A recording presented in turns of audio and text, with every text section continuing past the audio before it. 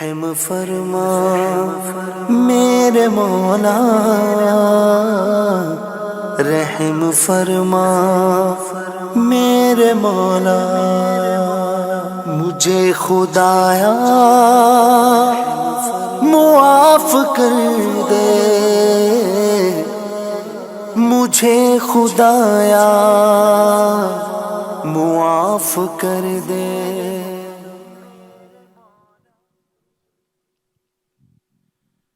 صلو علی الحبیب صلی اللہ علیہ وسلم۔ جو تیری رحمتوں کا منکر، وہ میرا دل نہیں مانگنا جس کو وہ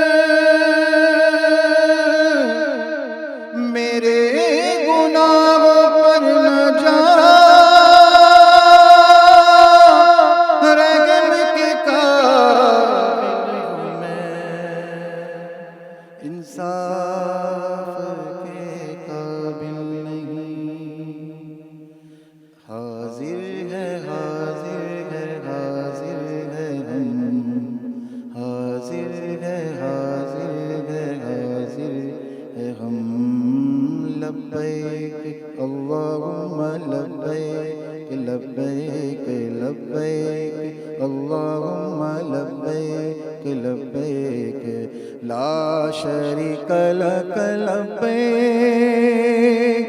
ان الحمد والنعمت ان الحمد والنعمت لک والملک لا شریک لک۔ حاضر ہے حاضر ہے حاضر ہے ہم، حاضر ہے حاضر ہے حاضر ہے ہم، لائق حمد و ثنا تیرے سوا کوئی نہیں، سننے والا آسیوں کی التجا کوئی نہیں، ڈوبتوں کو جو بنا دے نا خدا کوئی نہیں، جھولیاں بھر دے جو سن کر مدعا کوئی نہیں، سوا تیرے سوا تیرے سوا کوئی نہیں، ترگ دامن بھی ہمارے اور آنکھیں بھی نم، حاضر ہے حاضر ہے حاضر ہے ہم، حاضر ہے حاضر ہے حاضر ہے ہم، یہ شرف کے آدمی اللہ کے گھر جائے گا، یہ شرف کے پاک دامانوں کا رتبہ پائے گا، یہ شرف کے ہر خطا رب درگزر فرمائے گا، یہ شرف کے داغ دامن سے غرق دھل جائے گا، یہ شرف کے روضہ شاہ امم پر جائے گا، اس شرف پر جان بھی قربان کر دے تو ہے کم، حاضر ہے حاضر ہے حاضر ہے ہم، حاضر ہے حاضر ہے حاضر ہے ہم، لے چلی رحمت کی جانب لذت تحفے حرم آسیوں مسکین و مجرم ہو رہے ہیں محترم، یہ تیری شان کریمی، یہ تیرا لطف و کرم ہاں بڑھ رہے ہیں تیری جانب، تیرے بندوں کے قدم مدعا تیری رضا، تیری خوشی، تیرا کرم، ان تمناؤں کا رکھنا اے خدا بندہ بھرم، حاضر ہے حاضر ہے حاضر ہے ہم، حاضر ہے حاضر ہے حاضر ہے ہم، ہر خطا تو در گزر کر بے کس و مجبور کی، یا الہی مغفرت کر بے کس و مجبور کی، عالمین میں یا رب اسے دینا جگہ، روح چل دے جب نکل کر بے کس و مجبور کی، جس کسی نے بھی دعا کے واسطے یا رب کہا، کر دے پوری آرزو گھر بے کس و مجبور کی، کر دے پوری آرزو گھر بے کس و مجبور کی، اللہ حاضر ہے حاضر ہے حاضر ہے ہم، حاضر ہے حاضر ہے حاضر ہے ہم، لبیک اللہم لبیک لبیک لبیک اللہم لبیک لبیک لا شریک لک لبیک ان الحمد والنعمت ان الحمد والنعمت لک والملک لا شریک لک، حاضر ہے حاضر ہے حاضر ہے ہم، حاضر ہے حاضر ہے حاضر ہے ہم۔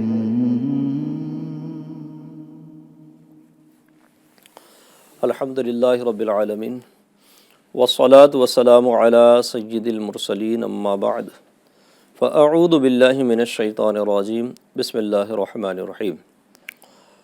آئے مل کر درود پاک پڑھتے ہیں۔ الصلاۃ والسلام علیک یا رسول اللہ وعلی آلک واصحابک یا حبیب اللہ، الصلاۃ والسلام علیک یا نبی اللہ وعلی آلک واصحابک یا نور اللہ۔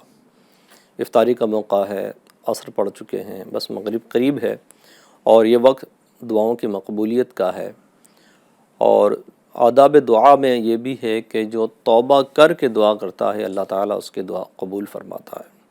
ہمارے اندر کئی چیزیں ایسی ہوتی ہیں جو گناہوں کی طرف ہمیں لے جاتی ہیں، اور بعض دفعہ کہ اکثر دفعہ افراد گناہوں میں مبتلا ہونے کا چانس ہوتا ہے۔ اسی میں سے ایک عادت ہوتی ہے جو بہت زیادہ گناہ کرواتی ہے، غصے کی عادت ہے، بڑی خطرناک ہے۔ بہت سے لوگوں کو یہ کہتے ہوئے سنا ہے کہ غصہ مجھے کنٹرول نہیں ہوتا ہے، غصہ مجھ سے برداشت نہیں ہوتا ہے۔ یہ بات غلط ہے۔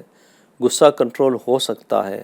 مرد وہ نہیں جو اکیلے ہی پوری دنیا کو فتح کر لے، مرد وہ ہے، کتابوں میں آیا ہے، مرد وہ ہے جو اپنے غصے پر کنٹرول کر لے، غصے کو قابو کر لے۔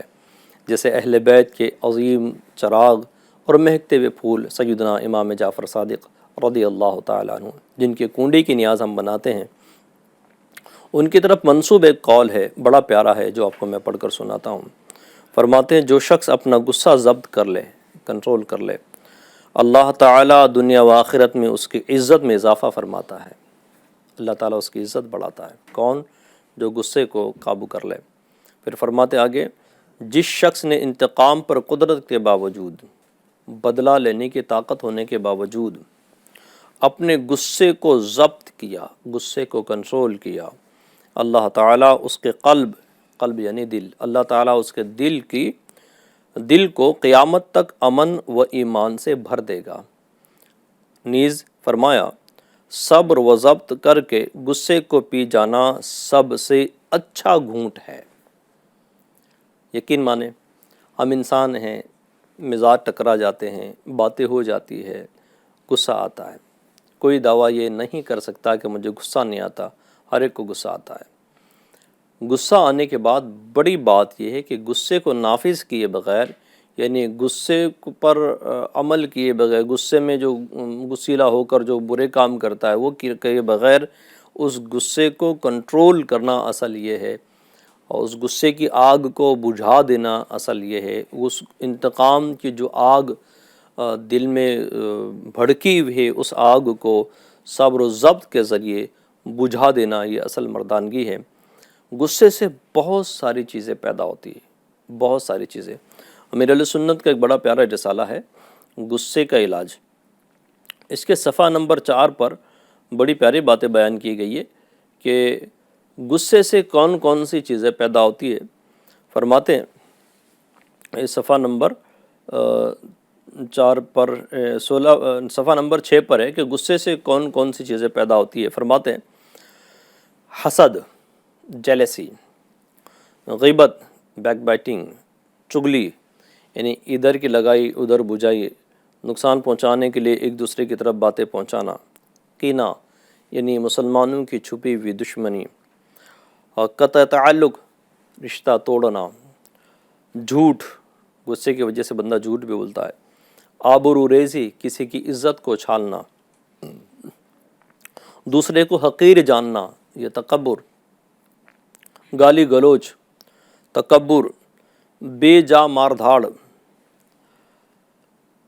تمسخر یعنی ہنسی مذاق کرنا، مذاق اڑانا، قطع رحمی، بے مروتی، شماتت یعنی کسی کے نقصان پر راضی ہو جانا، احسان فراموشی وغیرہ، یہ ساری چیزیں پیدا ہوتی ہے غصے کی وجہ سے۔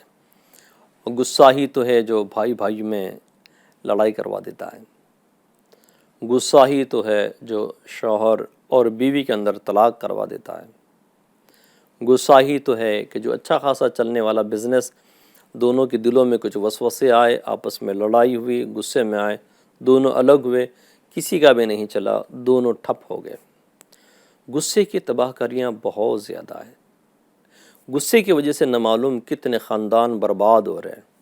ناظرین، اگر ہم دنیا میں بھی ترقی چاہتے ہیں اور آخرت میں بھی ترقی چاہتے ہیں، ہمیں اپنے غصے پر کنٹرول کرنا پڑے گا۔ جیسے دنیا کے طور پر اگر میں آپ کو مثال دوں تو وہ دکاندار، وہ بزنس مین جس کے پاس گاہک آتا ہے اور ایک نہیں کئی چیزیں دیکھ کر چلا جانے کی کوشش کرتا ہے کہ مجھے آپ کی کوئی چیزیں پسند نہیں آئی ہے، وہ دکان والا اگر اس سے ملنساری سے ہی تعلق رکھتا ہے، اس پر غصہ نہیں کرتا ہے، گرمی نہیں کرتا ہے، اور خوش دلی کے ساتھ مسکرا کر اس کو ویلکم بھی کہتا ہے، نو پرابلم بھی کہتا ہے کہ ٹھیک ہے آپ کی مرضی، آپ جہاں سے لیں، یہ اس کا اچھا اخلاق یہ کسٹمر کو اس کی طرف مائل کرتا ہے، یہ بلاتا ہے، اور کسٹمر کو جب دوبارہ کوئی چیز لینی ہو تو سب سے پہلے یہ اسی کے پاس آئے گا۔ تو غصے پر قابو کرنا یہ دنیا میں بھی فائدہ دیتا ہے، اور غصے پر قابو کرنا یہ آخرت میں بھی فائدہ دے گا۔ آپ دیکھیں جو محلوں میں جو لڑائیاں ہوتی ہے، جو جھگڑے ہوتے ہیں، اس کے پیچھے کون ہے؟ غصہ ہی ہوتا ہے۔ دو نوجوانوں کو غصہ آیا، دونوں نے آپس میں ہاتھا پائی کی، دونوں کے گروپ میں لے، دونوں کے اندر پھر جھگڑا ہوا، پھر گروپ کے جھگڑے ہو گئے، پھر محلوں کے جھگڑے ہوئے، پھر شہر کا جھگڑا ہوا، یوں جھگڑے بڑھتے ہیں چلے جاتے ہیں۔ تو غصہ بہت خراب چیز ہے، اور بعض دفعہ غصہ بہت اچھی چیز ہے۔ غصہ اچھا کب ہے؟ جب غصہ اللہ کے لیے ہو، اور غصہ برا کب ہے؟ جب اپنے نفس کے لیے ہو اور دنیا کے لیے ہو، وہ غصہ برا ہے۔ تو غصے کے تعلق سے تو پورا باقاعدہ ایک رسالہ ہے کہ غصے کو کس طرح سے کنٹرول کیا جائے، دو تین چیزیں میں عرض کیے دیتا ہوں جو انشاءاللہ تعالیٰ آپ کو غصے کی کیفیت میں مدد ملے گی۔ جب کسی پر غصہ آ رہا ہوتا ہے نا تو آپ اس کے سامنے سے ہٹ جائیں، ہاں بالکل ہٹ جائیں۔ اگر بیوی کو غصہ شوہر پر آ رہا ہے تو اس کے سامنے سے ہٹ جائے، شوہر کو غصہ بیوی پر آ رہا ہے تو تھوڑی دیر کے لیے اس کے سامنے سے ہٹ جائیں۔ کوئی بھی ہو، کسی پر غصہ آ رہا ہے تو جس پر غصہ آ رہا ہے اس کے سامنے سے تھوڑا ہٹ جائیے، تو وہ غصے کی آگ تھوڑی ٹھنڈی ہوتے ہوتے ختم ہو جائے گی، کم ہو جائے گی۔ اسی کے ساتھ ہمارے بزرگوں نے جو فارمولے دیے ہیں کہ اگر غصہ ہے تو کھڑے ہیں تو بیٹھ جائیں، کنٹرول ہو جائے گا، بیٹھے ہیں تو لیٹ جائیں، کنٹرول ہو جائے گا۔ پھر غصہ آیا ہے تو وضو کر لو بھائی، تو انشاءاللہ وضو کی برکت سے غصہ بھی کنٹرول میں ہو جائے گا۔ اب وضو کر لیا ہے تو 2 رکعت کے لیے کھڑے ہو جاؤ، 2 رکعت کے لیے کھڑے ہو جانا۔ پھر غصے پر کنٹرول جن بزرگوں نے کیا ہے ان کے واقعات کو ہم یاد کریں، جیسے ایک اللہ کے ولی رحمۃ اللہ تعالیٰ علیہ، غالباً حضرت ابوبکر صدیق رضی اللہ تعالیٰ عنہ ہیں۔ ان کو کسی نے گالیاں دی، برا کہا، آپ نے رپلائی میں کیا کہا کہ میرے تو اس کے علاوہ بھی اور عیب ہے جو تجھے نہیں معلوم ہے۔ تو یہ اپنے غصے کو کیسا کنٹرول آپ نے کیا۔ سیدنا عمر بن عبدالعزیز رضی اللہ تعالیٰ عنہ کو کی شان میں کسی نے غصہ کی، برا کہا، جبکہ آپ خلیفہ تھے، تو آپ نے کہا کیا تو مجھے غصہ دلا کر مجھ سے یہ کروانا چاہتا ہے کہ شیطان خوش ہو جائے اور میں تجھ سے انتقام لوں؟ مجھ سے یہ کبھی نہیں ہو سکتا کہ میں شیطان کو خوش کروں، میں تجھ سے انتقام نہیں لوں گا۔ ٹھیک، کئی بزرگوں کے مختلف انداز ہیں جنہوں نے اپنے غصے پر قابو کیا۔ بعض بزرگوں کے تو عجیب و غریب حالات ہیں، بالکل کہ حیران ہو جاتی ہے عقل کہ یار یہ انہوں نے کیسے غصے کو کنٹرول کیا ہے۔ تو ان بزرگوں کے واقعات سننے سے انشاءاللہ تعالی غصے پر کنٹرول کرنے میں ہمیں مدد ملے گی۔ اور ہاں، جو غصہ پی جاتا ہے، جس پہ غصہ کنٹرول ہوتا ہے، اس کے چہرے پر مسکراہٹ آتی ہے۔ اور یقین مانیں، جو غصے پر قابو کرنے والا ہوتا ہے نا، برداشت کی طاقت جس کے اندر زیادہ ہے، قوت برداشت جس میں زیادہ ہے، وہ اس کے فیصلے بھی بڑے اچھے ہوتے ہیں۔ ہاں، اور ایک مدنی پھول ضمناً دیتا چلوں کہ جب فیصلہ کرنا ہو نا تو غصے کی حالت میں مت کرنا، غلط فیصلہ کرنے کا بھرپور چانس ہے۔ غصہ جب ٹھنڈا ہو جائے اس وقت کوئی فیصلے والی بات کرنا چاہیے، ورنہ غلط فیصلہ ہو جائے گا۔ اب ہمارے اکابرین رحمہم اللہ المبین کا انداز بڑا سوہنا، بڑا پیارا تھا۔ اپنے تعلق سے کوئی اگر برا کہتا ہے، گالی بھی دیتا ہے، جیسے ایک بزرگ رحمۃ اللہ علیہ، کسی نے آپ کو برا بلا کہا تو آپ نے فرمایا کہ اگر وہ برائیاں میرے اندر ہیں جو تو کہہ رہا ہے تو اللہ تعالیٰ میری برائیوں کو دور کر دیں، اور اگر وہ برائیاں میرے اندر نہیں تو اللہ تجھے معاف کر دے۔ یعنی کیا کمال کے انداز ہمارے اکابرین کے رہے ہیں۔ اے ناظرین، یہ انداز ہمارے اپنے اندر بھی ہونا چاہیے۔ بعض دفعہ ہم بچوں پر جھاڑتے ہیں، بیوی کو جھاڑتے ہیں، بعض بدنصیب تو ایسے ہوتے ہیں جو ماں کو جھاڑ دیتے ہیں، ماں کو برا بلا کہتے ہیں، ابو کو برا بلا کہتے ہیں۔ ایسا نہیں ہونا چاہیے۔ اپنے باہر کا غصہ گھر میں اور گھر کا غصہ باہر، یہ نہیں ہونا چاہیے۔ جہاں کا غصہ وہی 1 2 3 کر کے ختم کر دیا جائے، صبر کر لیا جائے، صبر کی روایت پڑھے، شکر کی روایت پڑھے، صبر پر ملنے والا اجر پڑھیں، تو انشاءاللہ تعالیٰ اس کے فائدے بہت زیادہ ہو جائیں گے۔ تو ایف جی این چینل کے ناظرین سے عرض ہے کہ آج کے لیے اتنا مدنی پھول آپ قبول فرما لے کہ کوشش کرے کہ اپنی ذات میں غصہ پیدا نہ ہو۔ غصہ آئے گا تو اس غصے کو کنٹرول کرنے کی طاقت بھی اپنے اندر پیدا ہو، تو انشاءاللہ آپ دیکھیں گے آپ کی زندگی بڑی خوشیوں سے مدینہ مدینہ ہو جائے گی۔ تو چلے انشاءاللہ تعالیٰ دعا کی طرف بڑھتے ہیں۔ تو مناجات کی طرف بڑھیں گے یا دعا کی طرف بڑھیں گے؟ تو انشاءاللہ الکریم ہم اب مناجات کی طرف بھی بڑھیں گے۔ تو میں نے جو کہا نا کہ اپنے گناہ سے توبہ کر کے اگر ہم دعا کرتے تو اللہ تعالیٰ وہ دعا قبول فرما لیتا ہے۔ تو اب غصے کی وجہ سے جن سے اس کے دل آزاری کی ہے یا غصے کی عادت کی وجہ سے جو برائیاں سرزد ہوئی ہیں، چلے آج اس سے توبہ کر لیں، بلکہ سارے ہی گناہوں سے توبہ کر لیں۔ زندگی میں جو جو یاد آ رہا ہے ایک ایک گناہوں کو یاد کرے کہ میں نے یہ بھی گناہ کیا، میں نے وہ بھی گناہ کیا، ان تمام گناہوں سے توبہ کرے۔ اور مگر ہاں، یہ گناہ یاد خود سے ہی کرنا ہے، کسی پر اظہار نہیں کرنا ہے۔ کیوں؟ گناہ کا اظہار بھی گناہ ہے، لہٰذا اپنے گناہوں کو یاد کر کے شرمندہ ہو اور اللہ کی بارگاہ میں توبہ کر لے۔ صرف غصے ہی نہیں بلکہ تمام تر گناہوں سے توبہ کر لے، انشاءاللہ تعالی اللہ کو توبہ قبول کرنے والا پائیں گے۔ اللہ بڑا مہربان ہے۔ تو انشاءاللہ تعالی عز و جل توبہ بھی کر لیتے، اب مناجات کی طرف بڑھتے، مناجات بھی پڑھتے۔ سعید بھائی ہمارے ساتھ موجود ہے، بڑے بہترین نعت خوان ہیں، انشاءاللہ ان کے ساتھ مل کر اپنے مناجات میں شامل ہوتے، پھر مختصر دعا، پھر آپ کے یہاں افطاری کی ترکیب شاید ہو، افطاری اپنے وہاں یہاں کا وقت دیکھ کر کرنا۔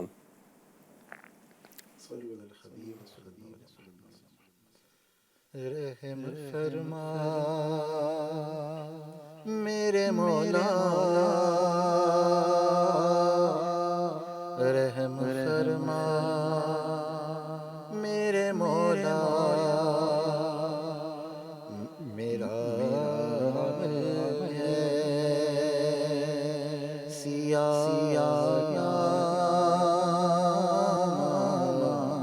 مجھے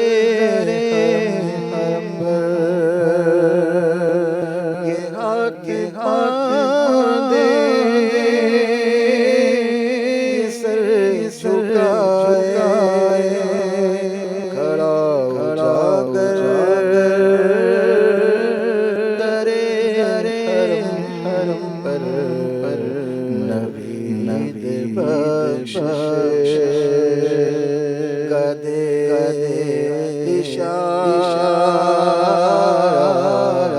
مجھے خدا معاف کر دے رحم فرما میرے مولا رحم فرما میرے مولا